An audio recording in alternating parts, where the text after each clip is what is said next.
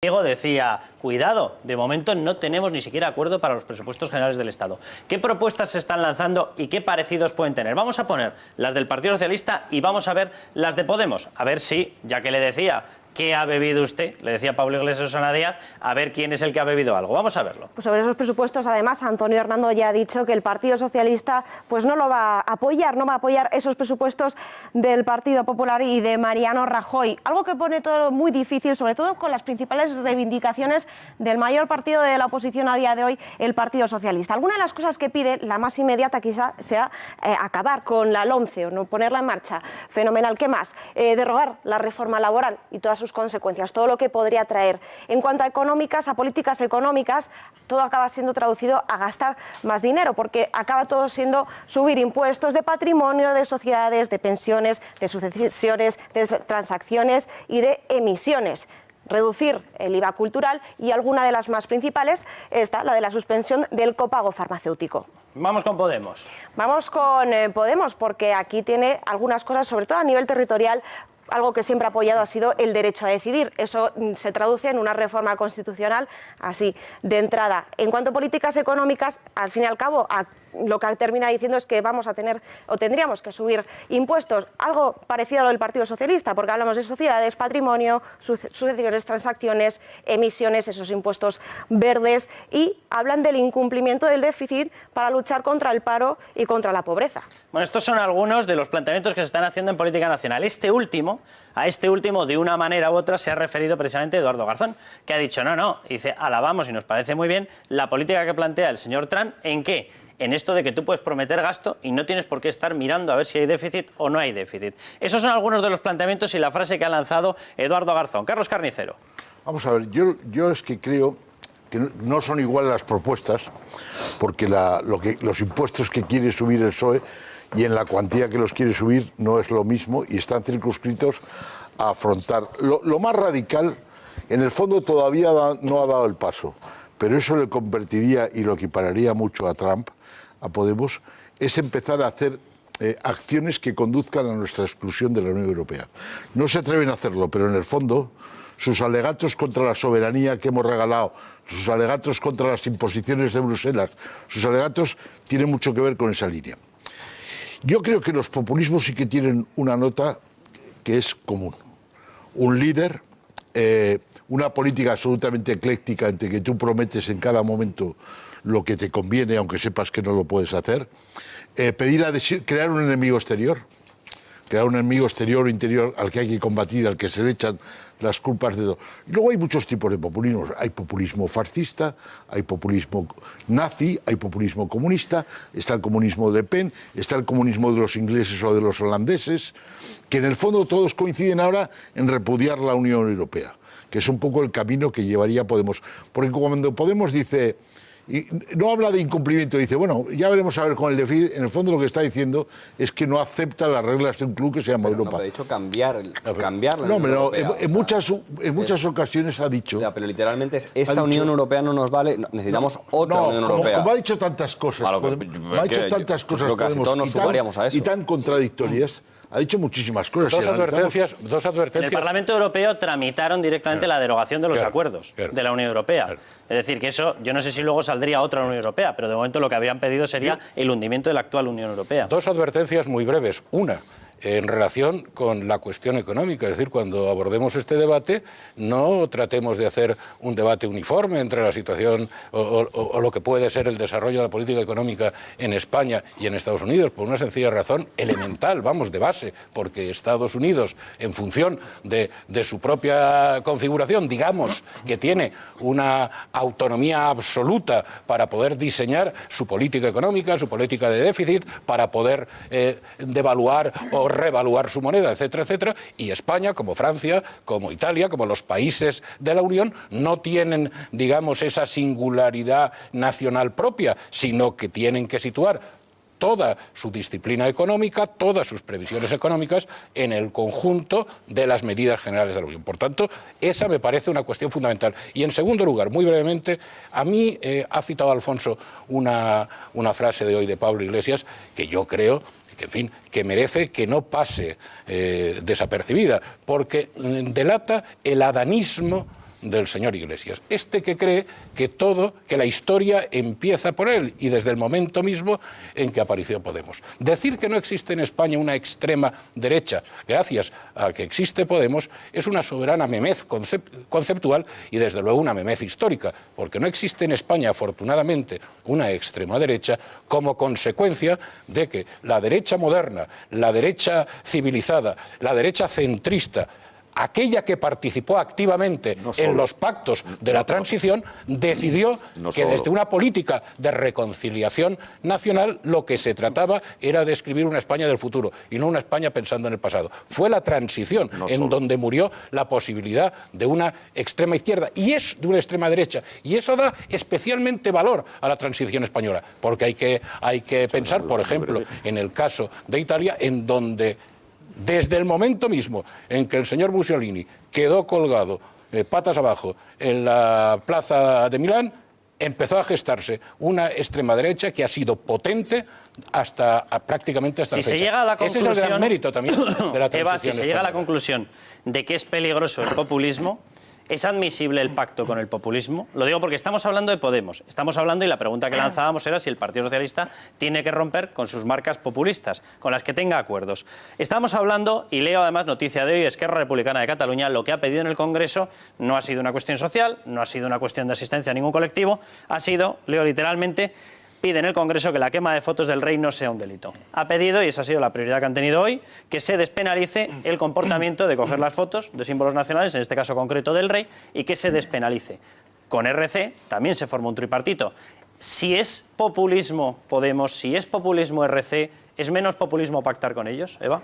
Vamos a ver, yo es que estudiando el panorama actual que tiene la política en España, nos encontramos con que ha habido un cambio radical donde ya se ha roto el bipartidismo y tenemos ya a dos partidos enfrentes y uno de ellos se supone que se coloca a la izquierda nuestra con 70 diputados. Yo soy de la opinión, pero yo aquí estoy dando mi opinión personal porque a día de hoy todavía nos han marcado las líneas en el partido, que es lo que ahora se quiere hacer con la conferencia política sobre qué hacer con Podemos, cómo actuar con ellos. Yo, mi opinión personal es que forman parte de la foto política de España. Creo que hay que hablar con todos los partidos y creo que salvaguardando determinadas líneas de Estado que como Partido Socialista debemos salvaguardar, creo que sí se pueden llegar a acuerdos puntuales o acuerdos de mínimos marcos para llegar a cabo políticas que pueden ser sociales y buenas para la ciudadanía. No me niego a hablar con ellos, ¿eh? Vamos a publicidad, volvemos con Antonio Camuñas y seguimos hablando de todo esto.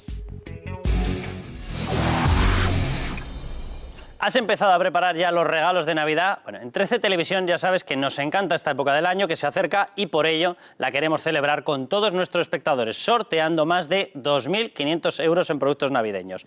En total, regalaremos durante el próximo mes 6 jamones ibéricos Guijuelo de Tu Jamón Directo y una cesta surtida con Grupo Disber, con los productos de Grupo Disber, con más de 30 productos y valorada en más de 1.000 euros. Si la quieres, solo tienes que llamar al 905 44 60 40. Con una sola llamada puedes llevarte la mejor cesta de Navidad posible o un espectacular jamón ibérico con más de 36 meses de maduración. Recuerda, llamando al 905 44 60 40, 905 44 60 40 y puede que te alegremos las fiestas. Todo gracias a 13 Televisión, la televisión que gusta, la más social y cercana a sus espectadores. A todos ustedes. El coste de la llamada, 1,45 euros. Si llama desde fijo, 2 euros si lo hace desde móvil. Y la mejor vacuna, y creo que nosotros somos expresión de ello, frente a lo que representa Trump, son propuestas políticas como la nuestra. La mejor vacuna, don Antonio Camuñas, bienvenido. Persona que además tú dijiste en mayo que podía ser presidente Trump, cuando todo el mundo decía que va a ser Hillary Clinton, que va a ser Hillary Clinton. No sé si hacerte la pregunta de si este que asegura que él es la vacuna, Pablo Iglesias, don Pablo Iglesias, ¿puedes tú prever que en algún momento va a ser presidente? Bueno, con las mismas artes, no lo sé, o con depende distintas. mucho de cómo juguéis los medios de comunicación. Es decir, yo creo que Trump ha hecho a la postre una operación brillantísima, de una inteligencia mucho más allá de lo que se piensa. Él es un hombre, vamos a ver, lo primero de todo es que hay que darnos cuenta de que los tiempos cambian. Hay un dicho americano, de esos que se te quedan grabados, que dice: la buena noticia es que todo cambia, la mala noticia es que todo cambia. Entonces, efectivamente, todo cambia.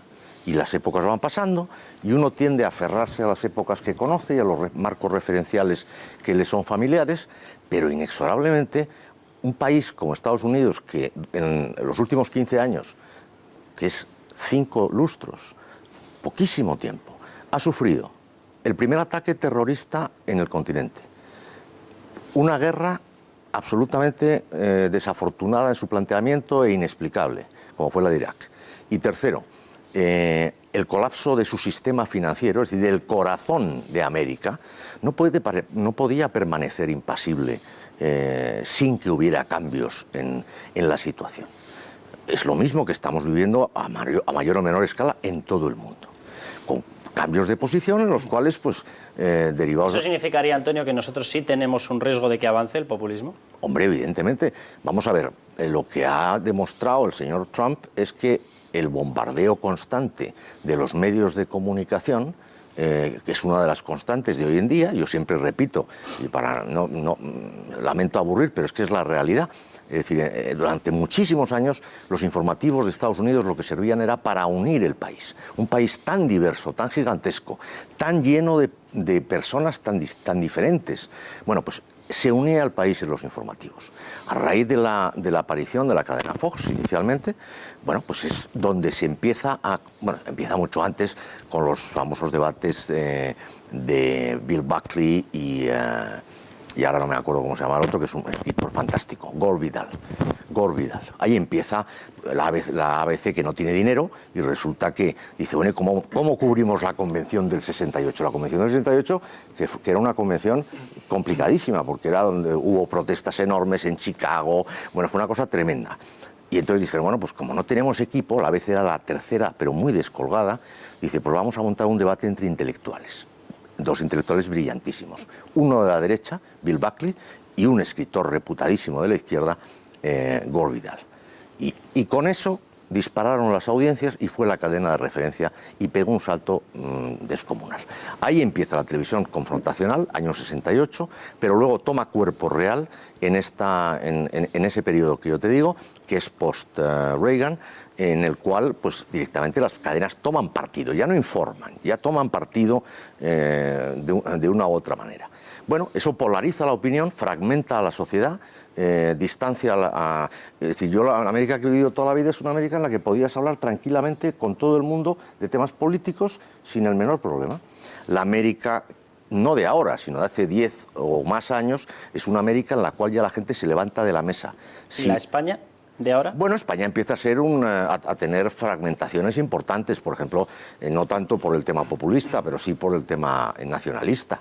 Pero ¿no tienes la impresión, digo, es decir, de que Podemos tenía una bala que ha sido justo ha pasado? Es decir, que en el momento, la oportunidad de Podemos, tal como está evolucionando la economía, tal como está evolucionando la Unión Europea, con las tendencias que se están produciendo, con lo que ha ocurrido en las últimas 2 elecciones, que el momento de Podemos para ser algo más de lo que va a ser, estaba a la altura de las pasadas Navidades. Que ahí erró el tiro, pudo jugar de otra manera y que no puede ir para arriba tal como funciona la sociedad como la española. Porque nosotros, es cierto, Estados Unidos tiene una renta per cápita que aquí en España se ignora de $53.000. España no llega a los 30.000 y Alemania no llega a los 43.000. Pues no llega. ¿De cuándo acá España se había visto con $30.000 bueno, de renta per cápita? Pero Alemania tiene 42.000. Es decir, que Estados Unidos tiene mucho más que Alemania de renta per cápita, mucho más que Gran Bretaña. Es decir, que aquí la idea normal en los medios de comunicación es que es un país con 100 millones de pobres que revientan de hambre. Bueno, no es verdad. Y todos sabemos que no. Y el nivel de vida es altísimo. En la América esa interior, la América profunda, el exmecánico de la Armada que se ha retirado y que vive en Ephrata, en Pensilvania, vive como un marqués. Bueno, yo te diría... Pero hay focos. Alfonso, pero digo que en España, con la seguridad social que tenemos, con la enseñanza, no es ese. En España el momento de Podemos ha pasado. El problema no es ese. Vamos a ver, yo no sé qué evolución tendrá Podemos. Sigo creyendo que el juego es un juego enormemente mediático. De ahí el paralelismo que mencionaba y que a la gente le sorprenderá de entrada, porque comparar a Ronald Reagan con Donald Trump parece una herejía. Pero es que si la gente recuerda, y tú lo viviste en un momento dado, lo que se decía de Ronald Reagan a su llegada, Es impresionante. Era el candidato de Disneylandia, su propio partido. Yo he visto a Gerald Ford decir exactamente la siguiente frase. A Ronald Reagan no se tiñe el pelo. Ronald Reagan no se tiñe el pelo. Le evoluciona, o sea, evoluciona hacia el color naranja de manera natural. Delante de él. En las clásicas bromas estas que vemos en las cenas con la Asociación de la Prensa y con los que ahí están constantemente tal, o sea, se dijo de todo. Digo el naranja porque es una frase que perdón. Hablabas de los medios, Sí. de un posible paralelismo con los medios, del apoyo de los Claro, medios, vamos a ver. etcétera. ¿Se ha dado o se puede dar aquí, porque estábamos hablando precisamente de determinadas alianzas? Es decir, posiblemente la diferencia en España es que hay un gran partido que sí ha pactado con populismos. Esto yo no sé si ha ocurrido en otros sitios, yo no sé si lo consideras decisivo. ¿Debería ser clave en estos momentos para el Partido Socialista, dentro de su nuevo planteamiento de alejarse, el decir se acabó? ¿Dejamos las alianzas que tenemos en estos momentos con Podemos? Yo no sabría decirte eso. Yo es que en política doméstica opino poco. Yo lo que sí te puedo decir es lo que venía a hablar yo, que es decirte, de entrada, creo que hay unos paralelismos evidentes. Es decir, igual Reagan utilizaba el cine, que de por sí era una cosa de secundaria.